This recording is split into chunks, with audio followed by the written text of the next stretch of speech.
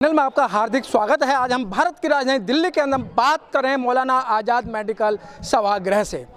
आज जिनको लोगों की नज़रों में कोई पहचान नहीं थी, जो मरीज थे उनकी नज़रों में भी पहचान नहीं थी, जो हॉस्पिटल के आला अधिकारी भी इग्नोर किया करते थे, आज उसी टेक्निकल स्टाफ ने ये कर दिखाया है कि हमारी भी कोई पहचान है। कोरोना टाइम में सारे लोग अपने ऑफिसों में बैठते थे, शीशा बंद करके बैठते थे, लेकिन यही टेक्नीशियन स्टाफ जो है मरीजों के साथ जूझता था और डॉक्टरों से विनती करता था किसी तरीके से इनकी जान बचाई जाए। तो आज हमारे बीच में टेक्निकल स्टाफ के तमाम पदाधिकारी हमारे बीच में शर्मा जी हैं। शर्मा जी, आज का जो प्रोग्राम क्या है, आपने ये दूसरा प्रोग्राम हुआ है, तो ये प्रोग्राम करने की क्या ज़रूरत पड़ी आपको? देखिए, हमारे जो मेडिकल प्रोफेशन में पैरामेडिकल जो स्टाफ हैं उसके अंदर से एक बहुत बड़ी कड़ी जो है वो ऑपरेशन थिएटर टेक्निकल स्टाफ की है।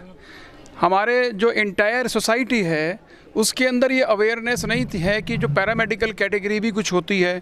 जहाँ तक लोगों के पास में जो नॉलेज है कि हॉस्पिटल में डॉक्टर्स नर्सिस हैं, उसके अलावा पैरामेडिक्स के बारे में इतनी चिंता नहीं होती थी। अभी तो जो गवर्नमेंट ने भी पैरामेडिकल जो हमारा काउंसिल गठन करने के लिए आगे कदम बढ़ा दिया है, ऑलरेडी वो प्रस्तावित भी नहीं है, उसे इम्प्लीमेंट करना राज्यों के पास है। हमारे यहाँ भी दिल्ली सरकार में अभी वो दिसंबर तक की टाइम अवधि के बीच में उसे लागू किया जाएगा।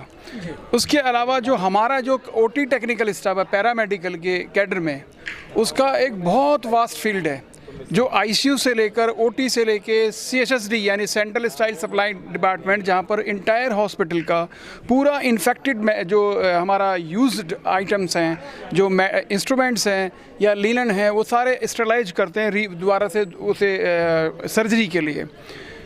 उसके अलावा जो हमारा मेडिकल गैस प्लांट हैं, जहाँ पर अभी आपने कोविड में महसूस किया होगा कि ऑक्सीजन सप्लाई और कैसे डिस्ट्रीब्यूशन हो रहा है, कैसे मैनेज हो रहा है, तो उसको भी संचालन करना, उसका सही ढंग से वितरण करना और उसको जिससे कि मैक्सिमम लोगों के पास वो फैसिलिटी और वो ऑक्सीजन की सप्लाई, या एक आपको शायद उसके बारे में ज्ञान नहीं होगा, जैसे हमारे दूसरा होता है वैक्यूम का, एयर का और नाइट्रस ऑक्साइड का, पर इनमें सबसे महत्वपूर्ण जो है, जो हमारी इंटायर सोसाइटी को पता है, वो ऑक्सीजन का है।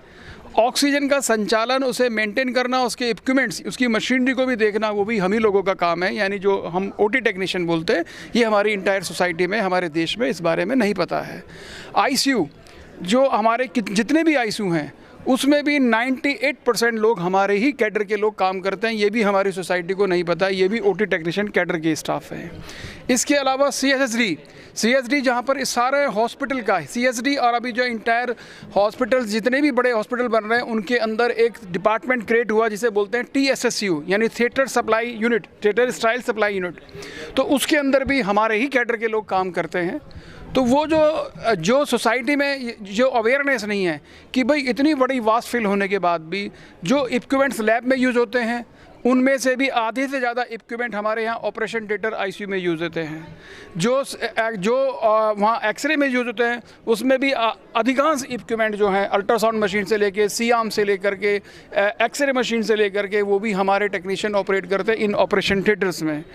उसके अलावा भी आईसीयू से लेकर जो इमरजेंसीज़ हैं, जो कैजुअल्टीज़ हैं, कैजुअल्टी डिपार्टमेंट जो है, ट्रायज हैं, जहाँ पर भी जो जितनी मरीजों की सेवा की ज़रूरत है, एक्सीडेंटल केसेस में ज़रूरत है, ट्रॉमा में ज़रूरत है, वहाँ भी हमारे टेक्नीशियन ही लोग ये परफॉर्म कर रहे होते हैं। सर भाई, बहुत अच्छी बात की कि सभी जगह हॉस्पिटल में टेक्नीशियन का काम होता है। अब मैं ऐसे व्यक्ति से मिलाने जा रहा हूँ जो प्रतिभा के बड़े धनी हैं, चेहरे के भी धनी हैं, अफसर के सामने जाएंगे पिघल जाएगा, अधिकारी के सामने पिघल जाएगा। ये हमारे बीच में पवन वर्मा जी। पवन वर्मा जी, आप एक सरकारी कर्मचारी के होते हुए भी, और आप जो है जब अफसरों के पास जाते हैं अपनी बात मनवाने में सक्षम रहते हैं। जो आज जो प्रोग्राम हुआ है, ये आपने अपने स्टाफ को दिखा दिया कि पवन वर्मा की भी कोई पावर है। तो सर, क्या लगता है जो टेक्नीशियन को जो नहीं समझा करते थे, जो एक नाम मात्र एक पे स्केल था, वो आज तक नहीं बढ़ा है, और जब से टेक्नीशियन स्टाफ है ना ही उसकी प्रमोशन होती है, तो क्या कारण रहे? इसका मेन कारण मैं ये मानता हूँ, जो आपने बोला, इसमें जो पवन वर्मा का चेहरा या पवन वर्मा कुछ नहीं है। जो आप ये संगठन देख रहे हैं, इस संगठन की मजबूती का कारण है जो पवन वर्मा ये काम करा पाता है, और ये काम हो रहे हैं हमारे। ये हमारे लिए एक बड़ी प्रिविलेज की बात है कि हमारे ओटी, आज का जो हमारा ओटी टेक्नोलॉजीज डे है, उसमें सांसद उसमें दिल्ली सरकार के मंत्री, एक इस्लामिक स्कॉलर और डीन, एमडीज़ और जो हमारे डिप्टी सेक्रेटरी हेल्थ हैं वो स्वयं यहाँ मौजूद थे। जो दैनिक्स हैं, आप खुद सोचिए कि दैनिक्स आके इतना हौसला अफजाई कर रहे हैं। तो ये सब ये मैं इसका क्रेडिट सब अपने साथियों को देना चाहता हूँ, और जितने मेरा सहयोग करते हैं मैं उन सब लोगों के लिए धन्यवाद कहना चाहता हूँ, क्योंकि मेरे एक आह्वान पे आप सब लोग आते हैं, उसके लिए मैं सारे अपने ओटी टेक्नोलॉजिस्ट का दिल की गहराइयों से धन्यवाद करना चाहता हूँ।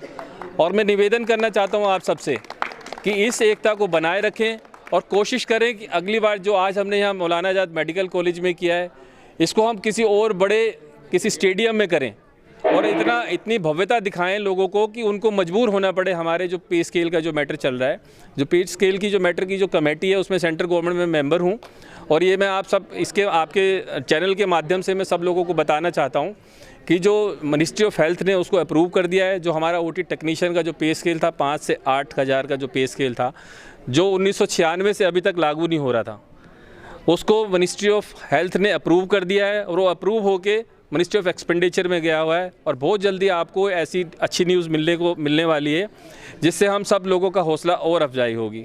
और मैं मीडिया कर्मियों का भी इसके लिए धन्यवाद करना चाहता हूं कि आप लोग आते हैं और हमारा प्रोग्राम्स को कवर करते हैं, ताकि लोगों को पता चल सके कि ओटी टेक्नीशियन होते क्या हैं। पहले मैं देखता था कि ओटी टेक्नीशियन जो है सिर्फ एनेस्थीसिया वाले जान पाते थे उनको, लेकिन आज ये जो प्रोग्राम में आप देखिए, डीन मैडम जो रेडियोलॉजी की हैं वो आपके बारे में बोल रही हैं, एक इस्लामिक स्कॉलर बोल रहे हैं, एक सांसद बोल रहे हैं। तो ये सब हम सब लोगों की एकता का नतीजा है जो हम आज इस जो हम क्षण पे खड़े हैं। पवन जी, अगर टेक्नीशियन स्टाफ को या अपने और जो भाई हैं, आपको इंडिया नहीं आपको विदेश भी देख रहा है, तो क्या संदेश देना चाहते हैं? मैं उनको यही संदेश देना चाहता हूँ कि भाई जो ओटी टेक्नोलॉजी जो फील्ड है वो डॉक्टर्स, नर्स किसी से कम नहीं है। हम सब जो नर्सिस है वो सिर्फ नर्सिंग करती हैं, लेकिन आप देखिए जो ओटी टेक्नोलॉजिस्ट है वो मेरे हिसाब से यूनिवर्सल है, किसी भी चीज़ में फिट हो जाता है। वो अगर कहीं ईसीजी खराब है तो सबसे पहले बोला जाता है इसी टेक्नीशियन से बोल दो, वो कर देगा।